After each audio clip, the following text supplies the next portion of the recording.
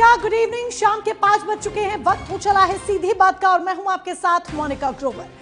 सीधी बात में आज हम बात करेंगे केजीएमयू के धर्मांतरण मामले से जुड़ी हुई, क्योंकि जिस तरीके से धर्मांतरण मामला सुर्खियों में आया, इसने कई तरह के सवाल खड़े कर दिए हैं।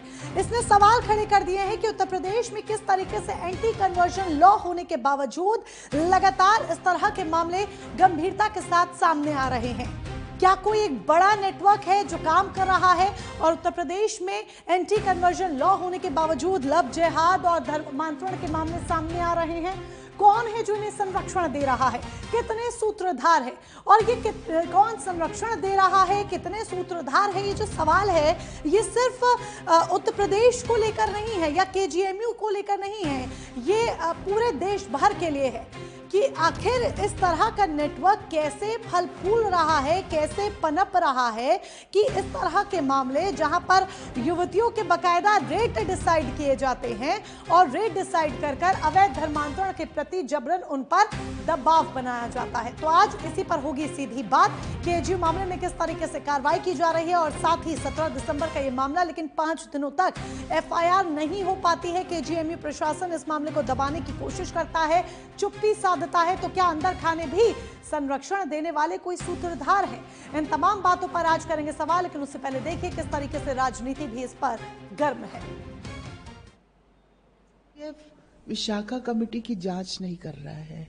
Vishakha committee is a committee for sexual harassment at work place, और एसटीएफ जो है वो लार्ज स्केल अगर कोई नेक्सस है, अगर है तो वो उस पे जांच कर रहा है। देखिए, रमीज आए हैं उनके गिरफ्तारी में। रमीज के थ्रू उनको बहुत चीजें और पता चलेंगी, और एसटीएफ के तो अपने तरीके हैं जो हम लोग के पास नहीं होते। तो अगर कोई ऐसा नेक्सस है तो वो लोग इसको पकड़ पाए। भारतीय जनता पार्टी को जहां कहीं भी कुछ भी सांप्रदायिक करने के लिए मिलता है, वो तमाम गुटों में बंट करके देश को, समाज को, अस्पताल को, शहर को सांप्रदायिक करना चाहते हैं। और अब परिस्थिति ये हो गई कि इनके गुट इतने ज्यादा हो गए, आपस में ही भिड़ने लग गए, और कौन बड़ा सांप्रदायिक हो ये चेहरा दिखाने की कोशिश हो रही है। कानून को अपना काम नहीं करने दे रहे।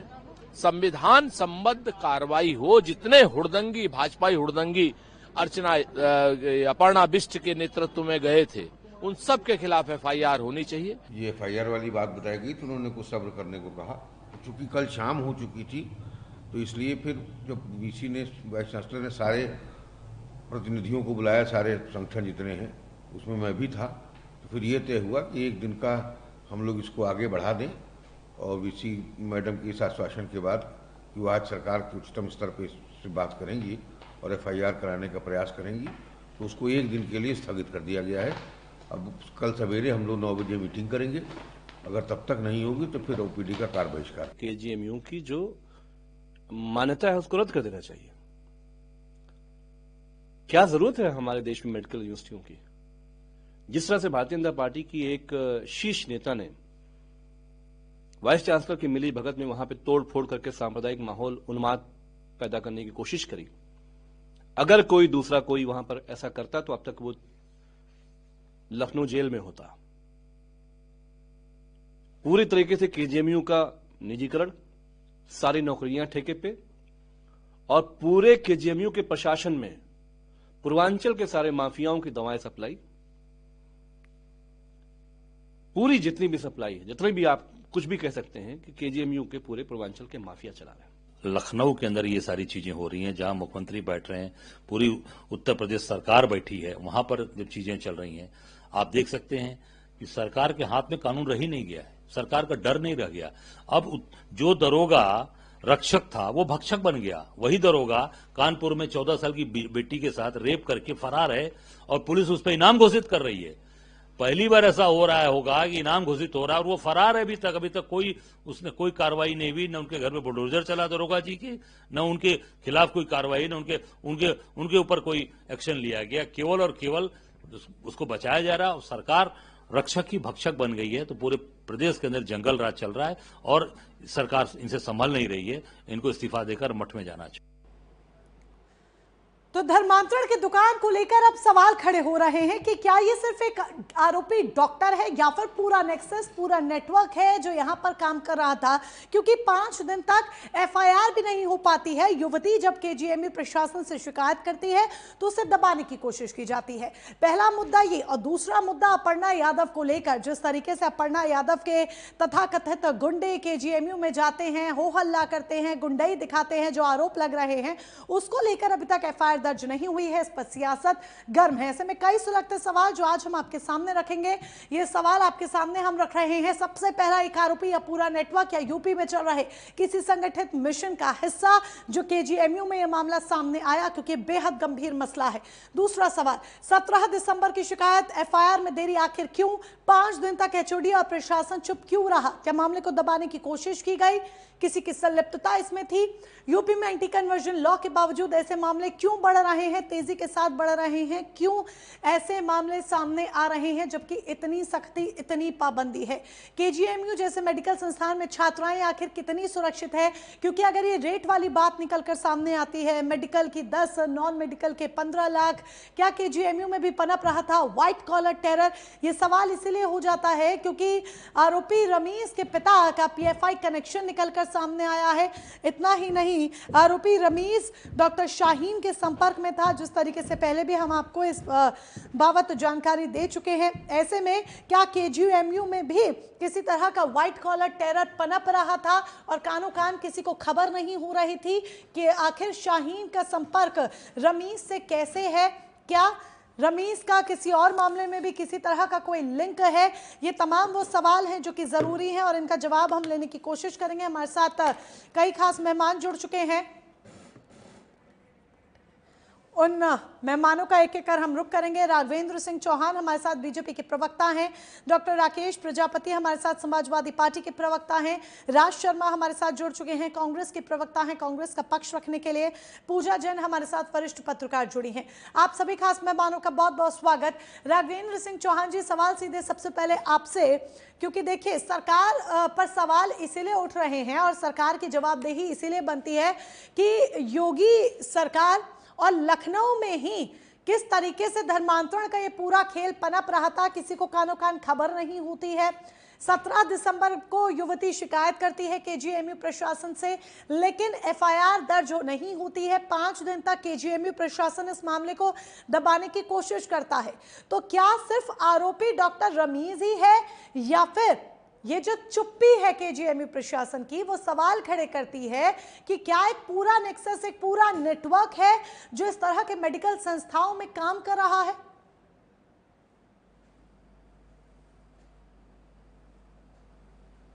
जी धन्यवाद। मेरी आवाज आ रही है आप तक? बिल्कुल आवाज आ रही है राघवेंद्र जी, बोलिए। देखिए, पहले तो मैं आपको ये बता दूं, ये मामला धर्म या डॉक्टर बनाम सरकार नहीं है, बल्कि कानून बनाम अपराध। तो कानून होता है अपराध को रोकने के लिए। भारतीय जनता पार्टी हमेशा कानून के साथ खड़ी रही है और जो लोग कानून से खिलवाड़ करते हैं, कानून का मजाक उड़ाते हैं, कानून की धज्जियां उड़ाते हैं, कानून को नहीं मानते हैं, ऐसे लोगों के खिलाफ हमने कार्रवाई की है और करते रहेंगे। और भारतीय जनता पार्टी की सरकार ने ये दिखाया है कि चाहे वो किसी भी हो, किसी भी दिल का हो, किसी भी धर्म का हो, किसी भी जाति का हो या किसी भी मजहब का हो, उसके खिलाफ कार्रवाई होगी। अगर उसने कोई गुनाह किया है तो उसकी जगह जेल की सलाखों के पीछे है। अब आपका दूसरा प्रश्न, जहां तक मैं समझ पा रहा हूं कि इसमें देरी क्यों हुई, और एक आपने और बात कही कि अपर्णा के गुंडों के खिलाफ। देखिए, अपर्णा यादव क्या है, अपर्णा यादव क्यों गई, इस पर भी आपको सोचना समझना चाहिए। अपर्णा यादव महिला आयोग की उपाध्यक्ष है, इसलिए वो वहां पर जांच करने गई थी। और जांच करने में आप क्या समझते हैं कि जांच करने में कोई सब मीठा मीठा जब वो कड़ुआ कड़ुआ थू तो नहीं होता है? तो वहां पर कोई जो सवाल पूछे गए होंगे या जो सवाल पूछे जाते हैं वो उनके सर से ऊपर निकलने शुरू हो गए होंगे। आपके चैनल पर कल भी इस विषय पर डिबेट थी। मैंने कहा था कि कानून के शिकंजे से भारतीय जनता पार्टी की सरकार किसी को बचने नहीं देगी। कानून के हवाले उसको किया जाएगा, उसको कानून की धज्जियां उड़ाने नहीं दी जाएंगी। ये भारतीय जनता पार्टी की। लेकिन राघवेंद्र जी आप कह रहे हैं कानून सबसे ऊपर है, हम भी कहते हैं कानून सबसे ऊपर है। सुन लीजिए ठीक है राघवेंद्र जी, आप कहते हैं कानून सबसे ऊपर है, हम भी कहते हैं कानून सबसे ऊपर है और कानून से बड़ा कोई नहीं। जब योगी सरकार का डंडा चलता है, योगी की पुलिस का डंडा चलता है, अच्छों के छक्के छूट जाते हैं, वो देखा गया है, ठीक है, इस चीज की सराहना की जा रही है। लेकिन क्या आपको इस बाबत जांच पड़ताल नहीं करनी चाहिए कि 17 दिसंबर को शिकायत होती है, 5 दिन तक इस मामले को बाहर नहीं निकलने दिया जाता है, केजीएमयू प्रशासन इस पर चुप्पी साधता है, मामले को दबाने की कोशिश करता है, 5 दिन बाद जाकर एफआईआर दर्ज होती है। क्या अंदर खाने कुछ ऐसे लोग नहीं या फिर कोई ऐसे तथाकथित लोग जो मामले को दबाने की कोशिश कर रहे हो या फिर प्रेस्टीज का मामला इसे समझ रहे हो या जो भी XYZ बात है, क्या आपको नहीं लगता मामले में जो देरी है उसको लेकर भी जांच पड़ताल होनी चाहिए? क्या पता आरोप के घेरे में डॉक्टर रमीज के अलावा और भी लोग हो? बिल्कुल सही प्रश्न किया आपने। धर्म की स्वतंत्रता का बनाम हमेशा धर्मांतरण ही नहीं होता। हमारा स्पष्ट मत है कि स्वेच्छा से धर्म अपनाना संवैधानिक अधिकार है। दबाव, डर, लालच और धोखे से धर्मांतरण कराना अपराध है। राज शर्मा जी की ऑडियो ओपन करें प्लीज, वो कुछ कहना चाह रहे हैं कि गतिविधि के खिलाफ ये कार्रवाई की जा रही है। देखिए, ये संवेदनशील मैटर को भी पढ़कर बोल रहे हैं। इनकी संवेदनशीलता किस बात देखी जा सकती है? इन्हें लिख के दिया गया है, आज तो बच्चियों के लिए दिल की आत्मा से बोलो। राघवेंद्र सिंह जी, इतना मुखौटा अच्छा है, दिल का भी अच्छा बनना है, पढ़कर क्यों बोलना है? इसमें कौन सा लिखना है कोई पेपर में? आप अपने मन की बात बोलिए।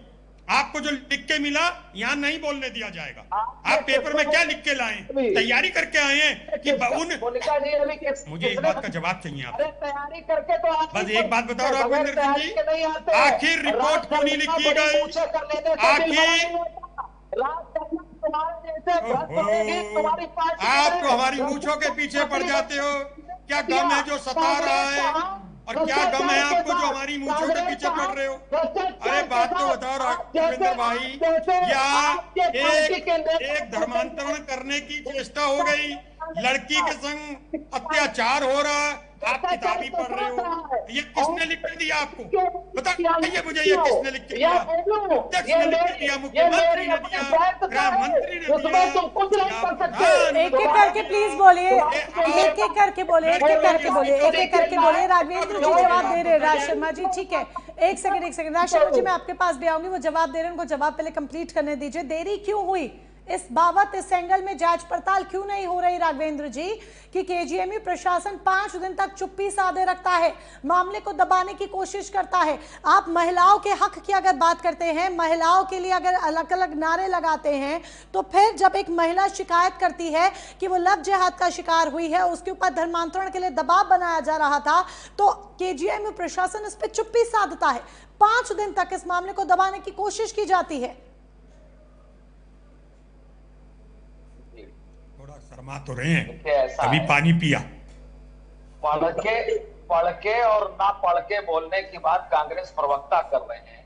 इनके नेता तो पढ़ के भी नहीं बोल पाते, और पढ़ाई बहुत जरूरी है। सर मुद्दे पर आ जाइए प्लीज, राघवेंद्र सिंह चौहान जी मैं रिक्वेस्ट करूंगी, मुद्दे पर आ जाइए, मुझे मेरे सवाल का जवाब दे दीजिए। इनके प्रवक्ता और इनके लोग बीच में टोकते और भोंकते हैं, इसीलिए language please control Raghavendra ji, language का ख्याल रखिए। निश्चित रूप से राघवेंद्र जी मैं रिक्वेस्ट करूंगी, आप सम्मानित है, बड़े हैं, सबसे पहली बात लैंग्वेज का ख्याल रखिए। दूसरा, इस टॉपिक को प्लीज खत्म कीजिए, दोनों की आपस की बहस, मुद्दे पर लौट आइए और मैं चाहती हूँ मुझे मेरे सवाल का जवाब मिले।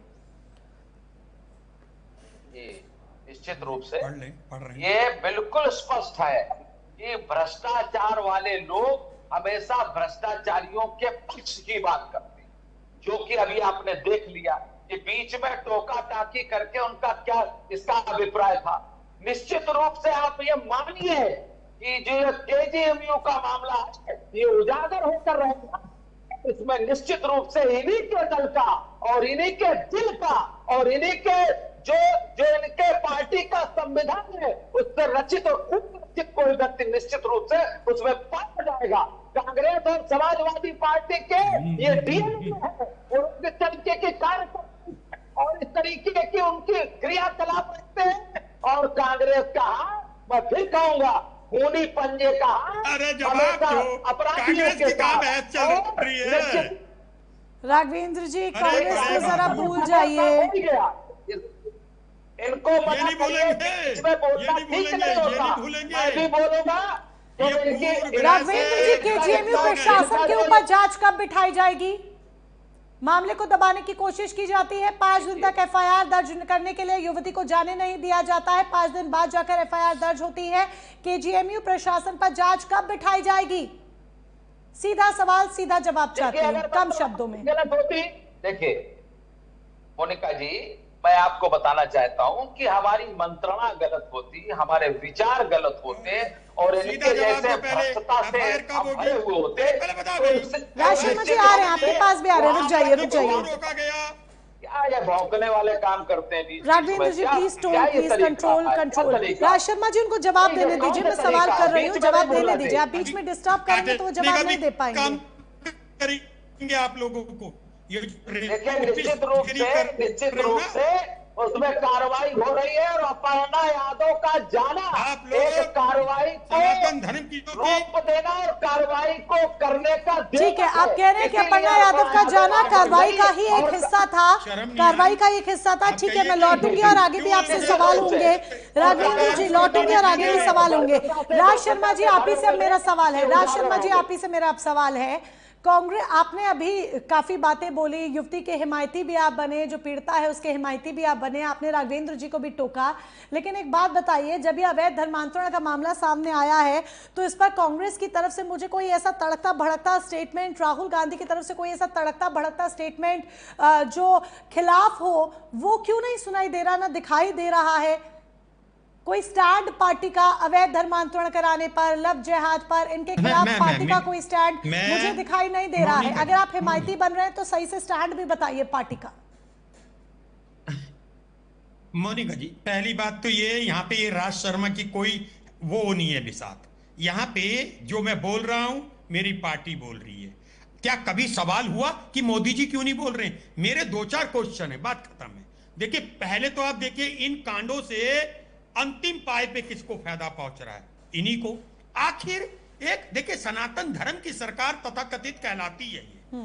क्या आखिर उस लड़की को इन्होंने कैद क्यों कर लिया? उसे एफआईआर लिखने क्यों नहीं दे रहे? हमारा बात इस बात पे नहीं है क्या हुआ कैसे हुआ। आप ये बात का जवाब देते। राघवेंद्र जी तो कांग्रेस की बात करते रहते हैं क्योंकि ये मानसिक रूप से दिवालिया और व्यवहारिक रूप से गुलाम लोग हैं। हम कह रहे इनको क्या, अच्छा मोनिका जी, क्या 2014 में उस लड़की ने सोचा होगा जिसने इन्हें पहली बार वोट दिया कि मेरे बहनों के संग रेप हो जाएगा और ये इधर उधर की बात करेंगे?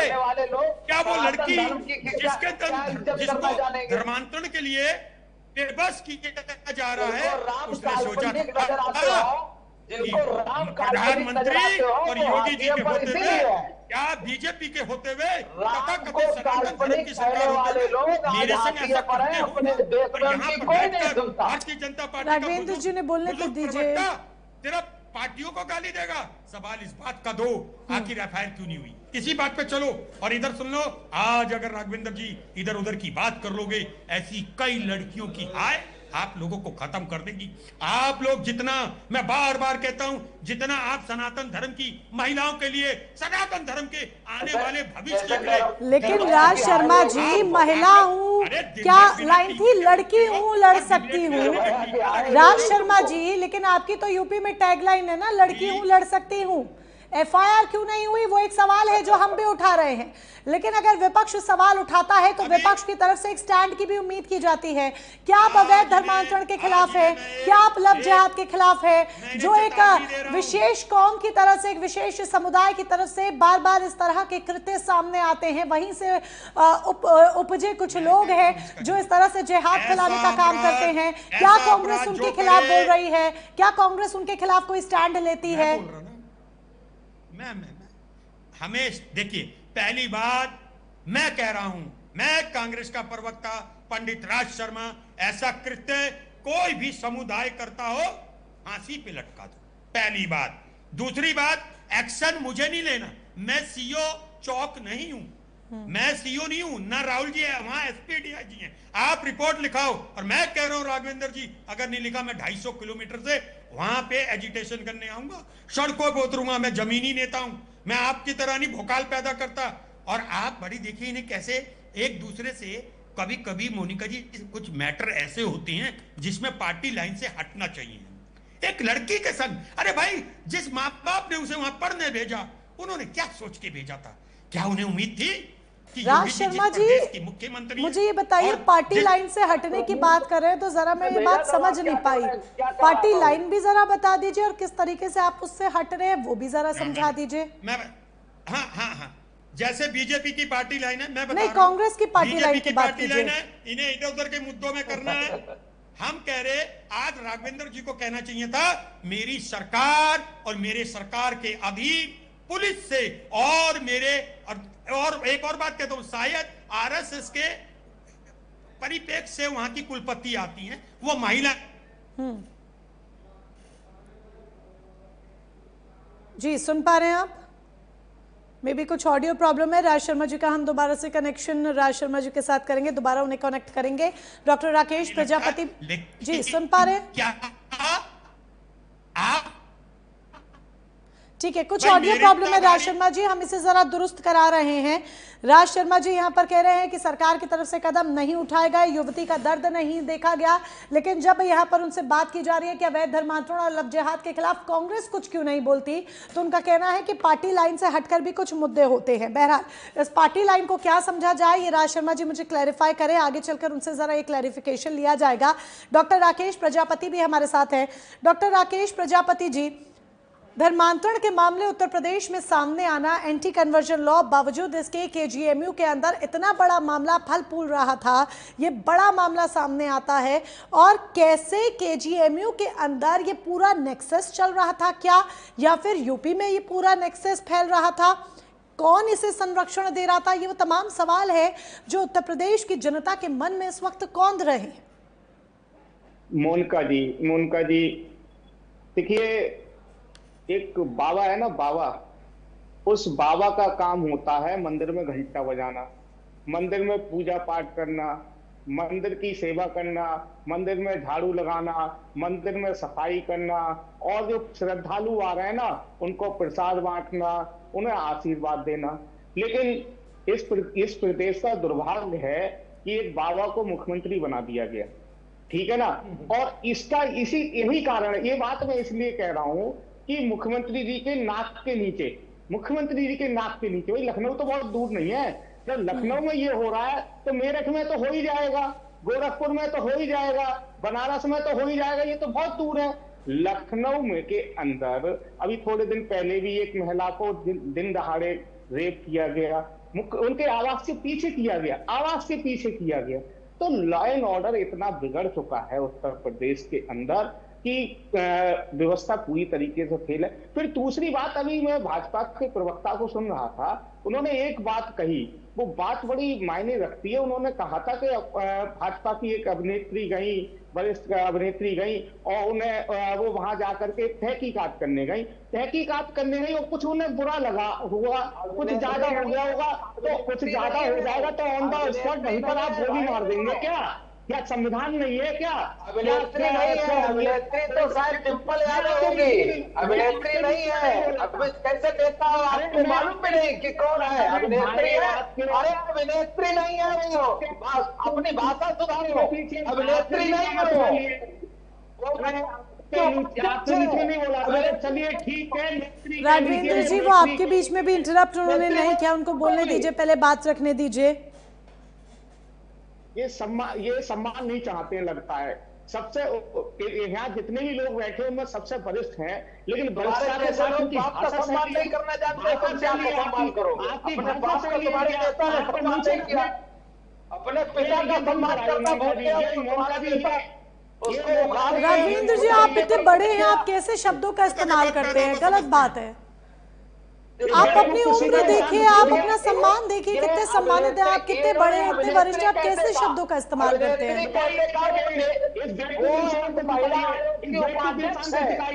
मैं उनको करेक्ट कर रही हूँ, मैं उनको करेक्ट कर रही हूँ, पर आप जो अपशब्द बीच में इस्तेमाल करते हैं ना, आप सामने वाले को प्रवोक करते हैं, फिर सामने वाला अगर बोलेगा तो आप नाराज हो जाएंगे, गलत बात है। राकेश जी प्लीज, अभिनेत्री उनको ना कहिए, एक अभिनेत्री और राजनेत्री में अंतर होता है। ठीक है, टॉपिक पर आ जाते हैं। ओके, टॉपिक पर आ जाते हैं। ठीक है, राकेश प्रजापति जी। ऐसे तो प्रधानमंत्री जी ने कहा था कि सहारनपुर की लड़कियों की नक्काशी, पानी पियो खूब पियो, गला सूखेगा ऐसे पापियों का।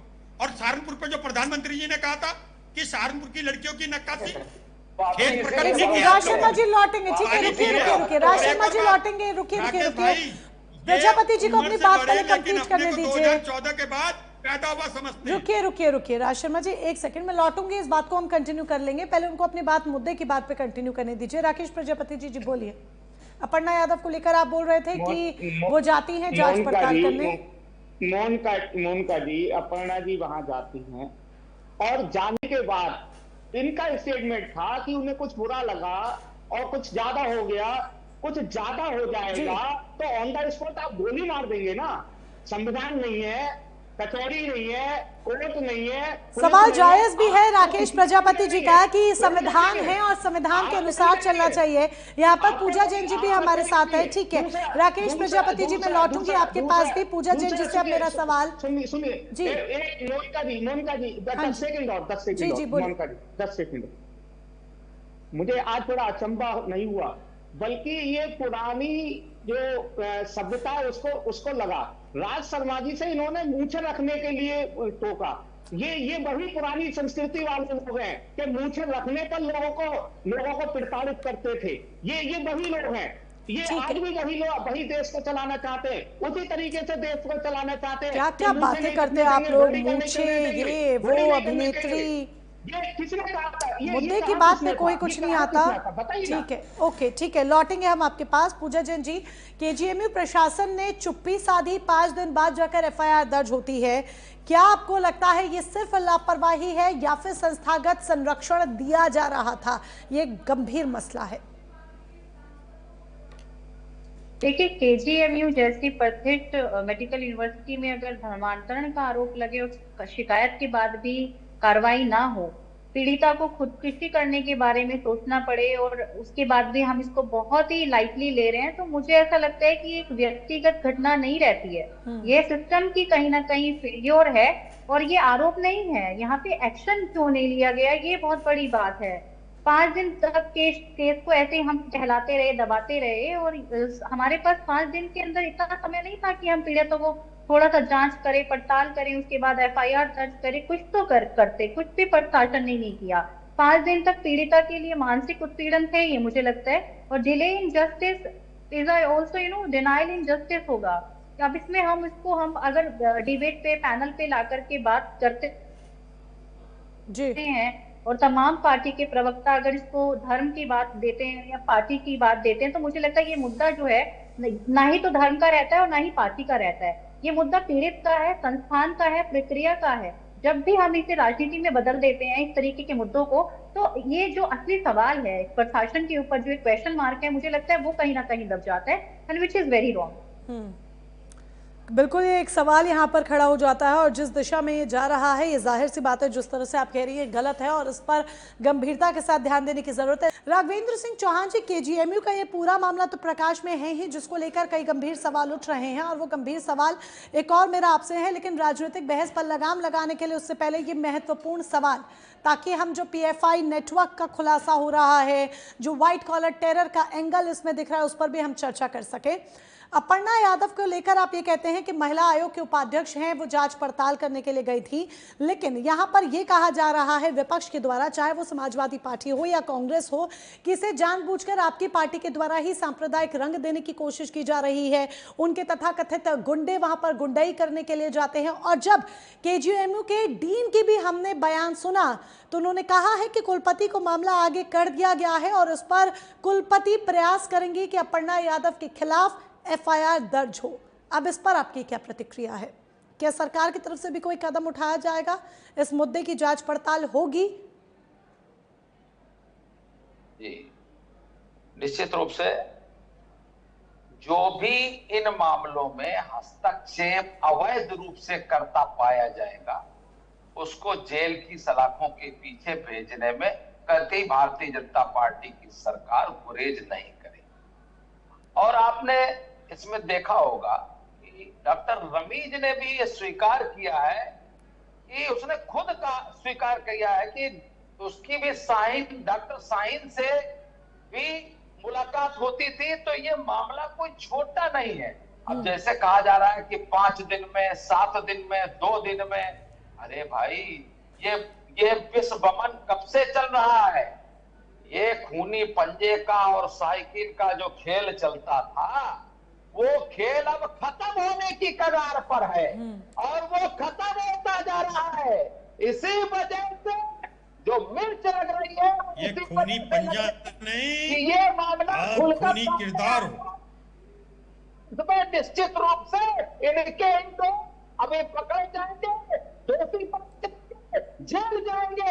हमारी डबल इंजन की सरकार किसी को भी इसमें बख्शेगी नहीं। निश्चित रूप से हमारी बहन पत्रकार जो जुड़ी हुई है, उन्होंने भी जो प्रश्न उठाया कि इसमें देरी क्यों हुई, मैं आपको बता देना चाहता हूं, एलानिया बता देना चाहता हूं कि ये कोई मामला 2 दिन से नहीं चल रहा था, ये 2 दिन पुराना था। तो कोई मामले को खुलने में, किसी मामले को सुलटाने में, किसी मामले को अल्टाने में, और रही बात इनकी जो व्यवस्था है, ये जो अगर आरोप लगा, अभी इन्होंने कहा अभिनेत्री, अरे भाई आप सोच समझ कर करिए। मौलाना जब डिम्पल के खिलाफ की सीट था, उसके मुंह से शब्द भी नहीं निकला। ये ऑडियो कुछ प्रॉब्लम कर रही है राघवेंद्र सिंह चौहान जी, आपकी आवाज हम तक ठीक तरीके से नहीं पहुंच पा रही है। इस स्थिति में उन्होंने पहुंचा दी है और केजीओबी की जो व्यवस्था बिगड़ी आ रही हूँ राज शर्मा जी, आ रही हूँ आपके पास। पिछली सरकारों की देन है। इसी वजह से ये मामला, ये लोग इसका बचाव करने में बराबर जुटे हुए और एक अभिनेत्री बताकर एक हमारी जो महिला आयोग की उपाध्यक्ष है, उसको अभिनेत्री बनाकर छोटी व्यवस्था में लाने का प्रयास कर रहे हैं। क्या छोटी बड़ी, क्या छोटी बड़ी? कंगना रनौत आप ही की पार्टी की अभिनेत्री है, राजनेता भी है, क्या छोटी बड़ी आप इसको तुलना कर रहे हैं? क्या राघवेंद्र जी, जब आप कमेंट करते हैं किसी के ऊपर तब कुछ नहीं होता, क्या छोटा बड़ा? इसको जानबूझ के एक महिला से जोड़ने की कोशिश मत कीजिए, जानबूझ के महिलाओं से जोड़ने की कोशिश मत कीजिए।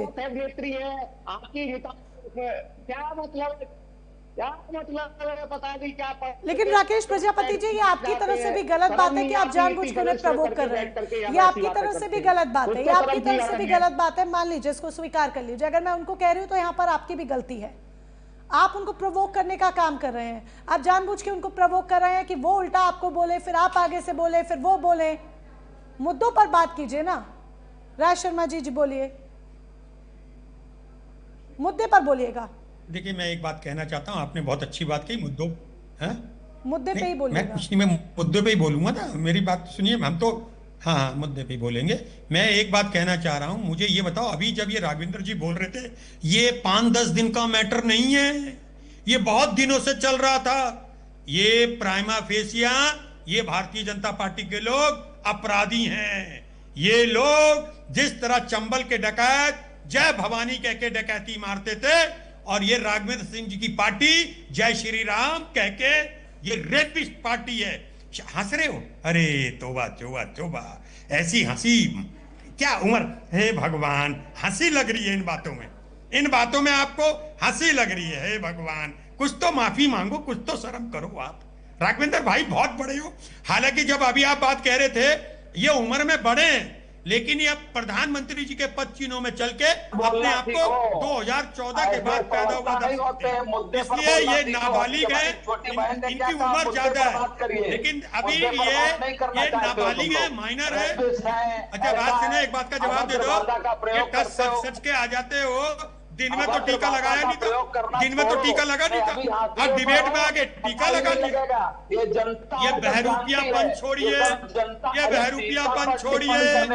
अरे राघवेंद्र भाई, ये बहरूपिया छोड़िए, टीका लगा के डिबेट में बैठ जाते हो, वैसे बिना टीके के घूमते हो, शर्म नहीं आती आप लोगों को? क्या टीका और इन सब पर आप इन पर बहस कर रहे हैं? ये गलत बात है, राघवेंद्र भाई, बहुत गलत बात है।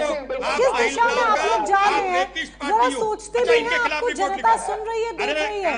राकेश भाई, इनके खिलाफ रिपोर्ट लिखाओ, हजरतगंज थाने में, ये चौक थाने में इनको जेल भेजो, बाकी तो होता रहेगा। ये खुला घूमेंगे तो और लड़कियों के लिए अच्छा नहीं है। राघवेंद्र भाई के खिलाफ रिपोर्ट लिखाओ, इन्हें जेल भेजो। ऐसे लोग खुला घूमेंगे, हमारी बहनें सुरक्षित नहीं रहेंगी।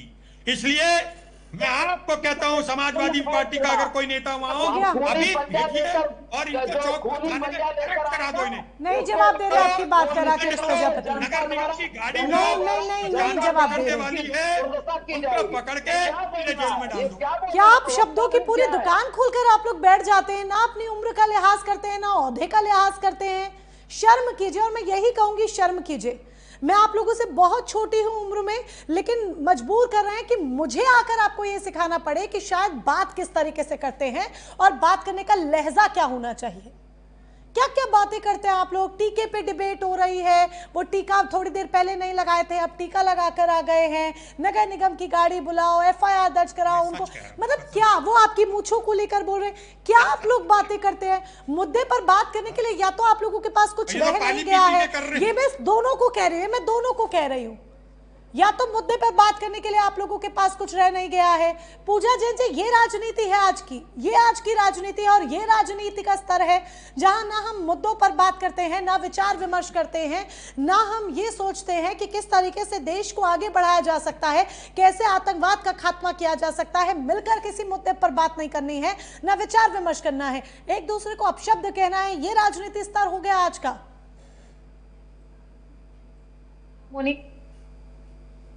जी हो सकता है कि राज शर्मा जी के लिए और हमारे जो बीजेपी प्रवक्ता हैं भाई साहब, उनके लिए, उनको शायद सुनने में थोड़ा फेर हुआ होगा। उनको ये नहीं मालूम होगा कि हम एक बहस के लिए जा रहे हैं, डिबेट में बैठने जा रहे हैं। हम एक दूसरे के लिए उनका फेस असैसिनेशन और लुक असैसिनेशन करने नहीं जा रहे हैं। एनीवे, हम काम की बात, मुद्दे की बात पे आ जाते हैं। मैं ये जानना चाहती हूँ कि जो ये कंप्लेन में डिले हुआ है, जो एक्शन लेने में जो डिले हुआ है, ये इसमें मैं 2-3 चीजें जानना चाहती हूँ कि जिस व्यक्ति ने कंप्लेन रोकी है, या हमने उसका जो नाम है या उसके अगेंस्ट कोई एक्शन लिया नहीं लिया।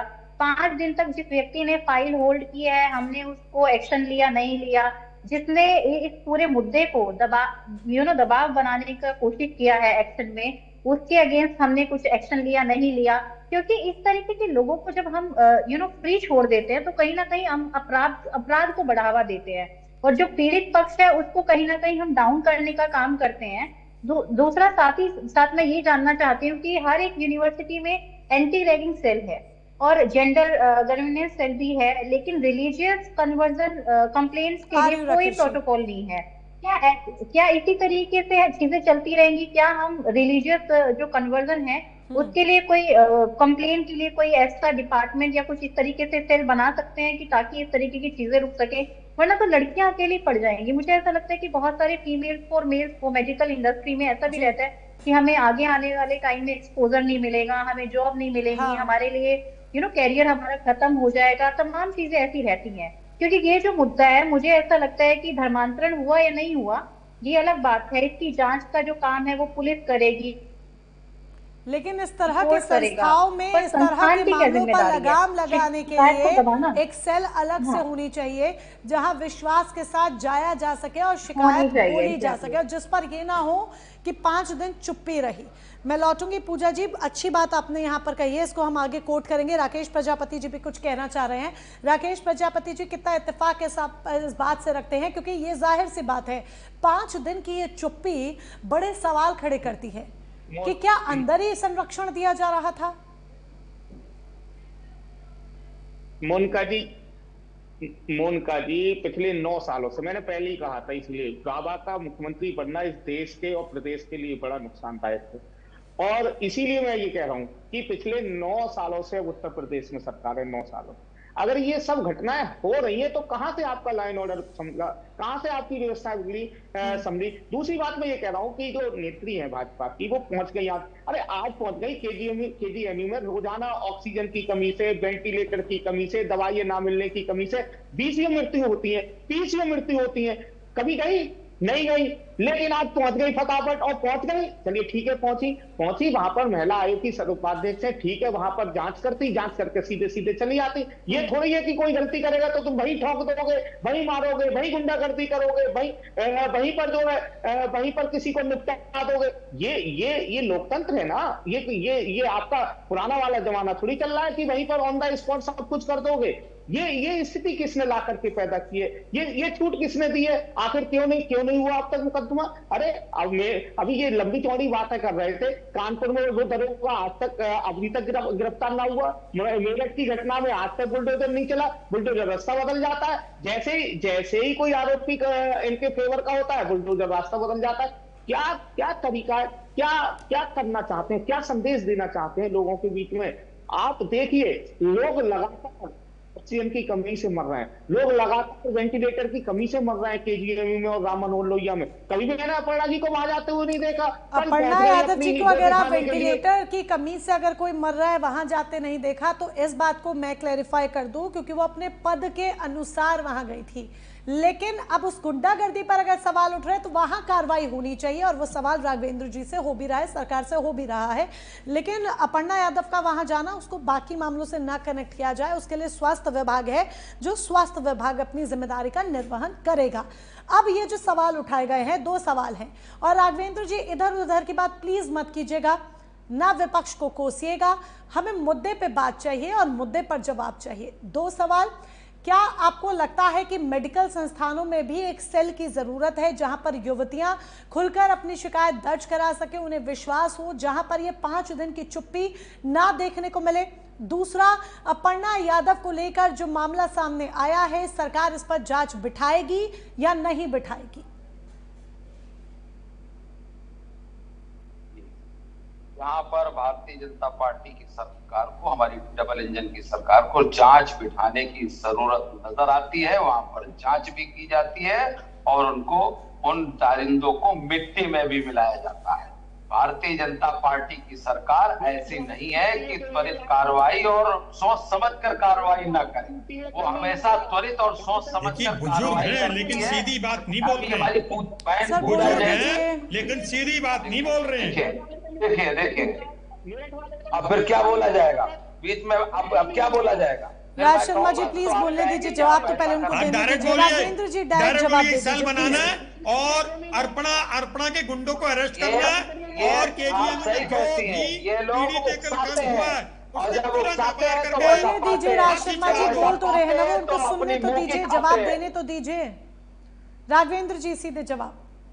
अरे इधर उधर की बातें करने लगते हैं।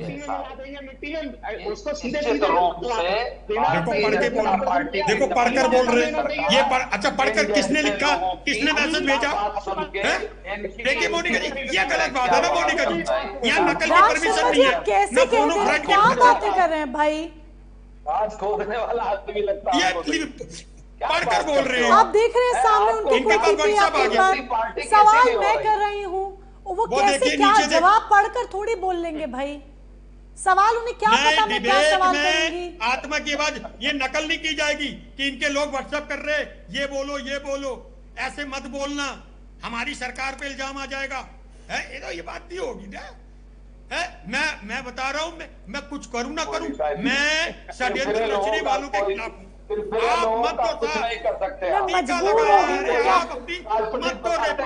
मेरा सरेंडर करने का मन कर रहा है आप दोनों के आगे, लिटरली मेरा सरेंडर करने का मन कर रहा है आप दोनों के आगे। मुद्दे पर बात करने दीजिए ना आप दोनों। अब मुझे सरेंडर करने का मन हो रहा है मेरा, आप उनको बोलने तो दीजिए ना। राज शर्मा जी फ्रेंड की फैसिलिटी नहीं है, ठीक है रुकिए, राज शर्मा जी बोलने दीजिए। राघवेंद्र सिंह जी 40 सेकंड्स आपके पास है, कट टू कट मुझे आंसर चाहिए, कोई भाषण नहीं, कोई लंबा जवाब नहीं, सिर्फ सीधी बात। देखिए सीधी बात इसमें ये बन रही है, Bharatiya Janata party double engine की सरकार इनके लोगों को जो इनके छुपे आस्तीन के सांप हैं, जो राम को मानते नहीं, जो धर्म को मानते नहीं, धर्मांतरण को नहीं मानते, उनको सामने लाकर रखेंगे और निश्चित रूप से आप देखना, अरे किसी के आदमी हो पकड़ो तो चेक हो जाएगा। और धर्मांतरण पर ये जो घिनौना खेल खेला जा रहा है, इनके खिलाफ रिपोर्ट लिखा दो। अरे भाई किसी के आदमी हो, अरे एक्शन तो लो। अरे बड़े बाबू, किसी वजह से बड़े बाबू एक्शन लो, राज शर्मा जी तसल्ली के लिए ये भी बता दें कि यूपी एसटीएफ इस पूरे मामले की जांच पड़ताल कर रही है और निश्चित तौर पर एक्शन होगा। और कम से कम यूपी एसटीएफ पर हमें भरोसा करना चाहिए, जिसने कई इस तरह के मामलों का खुलासा किया है, बड़े धर्मांतरण खेल को रोका है, तो यानी कि एक्शन होगा। राज शर्मा जी जरा आप पर भी आ जाते हैं, क्योंकि इतना अगर आप उन्हें टोक रहे हैं, मैंने आपसे पहले भी कहा था, आपने कहा मुझे कुछ देर पहले कि पार्टी लाइन से हटकर भी एक लाइन होती है और अपनी बात होती है। तो कौन सी पार्टी लाइन का आप जरा जिक्र कर रहे थे कि लव जिहाद को लेकर आप खुलकर नहीं बोल पा रहे हैं? क्या यहाँ पर ये वोट बैंक की राजनीति है कि अवैध धर्मांतरण को लेकर आप खुलकर नहीं बोल पा रहे हैं? एक विशेष समुदाय द्वारा बार बार यही मामले सामने आते हैं। बोलिए, खुलकर बोलिए, बोलिए। मैं खुलकर बोलूंगा। मैंने जो पार्टी लाइन कही, हर वक्त हम पार्टी को डिफेंड करते हैं, अपनी की दूसरी खराब है, मेरी अच्छी है, मेरी अच्छी है, इनकी खराब है। लेकिन ये जो डिबेट थी, ये एक इंसानियत और हैवानियत की चर्चा में थी। ये मेरी बात, आज इनको ये नहीं, राहुल गांधी का नाम ले रहे हो, कांग्रेस का नाम ले रहे हो। मैंने कितनी बार बीजेपी का, मैं कह रहा सरकार के अधीन पुलिस है। मैं सरकार को दोषी नहीं कह रहा था। अगर वो सीओ पहुंच जाता, एसएसपी पहुंच जाता, बात ये सिंह साहब, आपको आने वाले टाइम में बच्चे कंचों से मारेंगे, कहेंगे ये वो ही ठाकुर साहब हैं जो जब एक लड़की पीड़ित क्या बात करते हैं, कहां से बातें लाते हैं भाई? बोल रहे कपिल शर्मा शो की जरूरत नहीं है। व्यूअर्स आप दोनों को अगर देख लें तो वो इनफ होगा, वो इनफ होगा। आप दोनों को अगर व्यूअर्स देख लें, कपिल शर्मा शो की जरूरत नहीं है, वो इनफ है। यहीं से टीआरपी आ जाएगी कपिल शर्मा के शो की। ठीक है, आप दोनों को वहां जाना चाहिए। चलिए, आप दोनों, आप सभी हमारे साथ जुड़े, इस चर्चा का हिस्सा बने, अपनी बात रखने की कोशिश करी या बात घुमाने की कोशिश की, उसके लिए शुक्रिया। क्योंकि सीधी बात में आज सीधी बात तो नहीं हो पाई है, सिर्फ एक दूसरे पर छींटाकशी का दौर ही देखने को मिला है। अब यहाँ पर मुद्दे से बात करने के लिए राजनेता या तो बचना चाहते हैं, या फिर ये आज की राजनीति का स्तर है जहां पर मुद्दे पर बात ना करना, बल्कि एक दूसरे पर सिर्फ आरोप प्रत्यारोप लगाना या एक दूसरे को नीचा दिखाना, यही आज का राजनीतिक स्तर रह गया है।